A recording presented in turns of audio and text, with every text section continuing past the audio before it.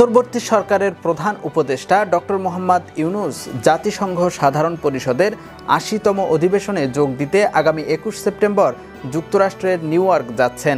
তিনি সেখানে ২৬ সেপ্টেম্বর সাধারণ পরিষদের অধিবেশনে ভাষণ দেবেন। এ সফরে তার সঙ্গে থাকবেন ৪ জন রাজনৈতিক দলের প্রতিনিধি।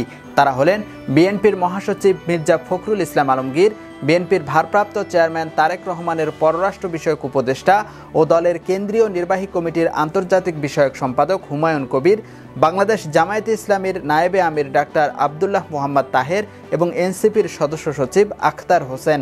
জাতিসংঘের অধিবেশনে রাজনৈতিক দলের নেতাদের অংশ নেওয়ার বিষয় নিয়ে দেশে বিদেশে আলোচনা চলছে। নানাজনে নানা মন্তব্য করছেন এই সফর নিয়ে।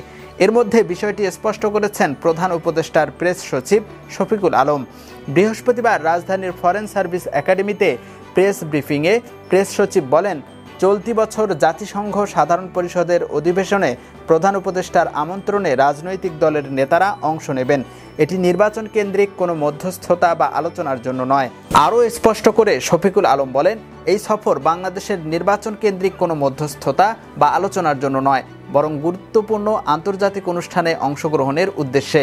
তিনি বলেন, তারা সরকারের অংশীদার হিসেবে এ ধরনের বৈশ্বিক প্ল্যাটফর্মে অংশ নিচ্ছেন। ব্রিফিংয়ে প্রধান উপদেষ্টার উপপ্রেস সচিব আবুল কালাম আজাদ মজুমদার ও প্রধান উপদেষ্টার সিনিয়র সহকারী প্রেস সচিব ফয়েজ আহমদ উপস্থিত ছিলেন।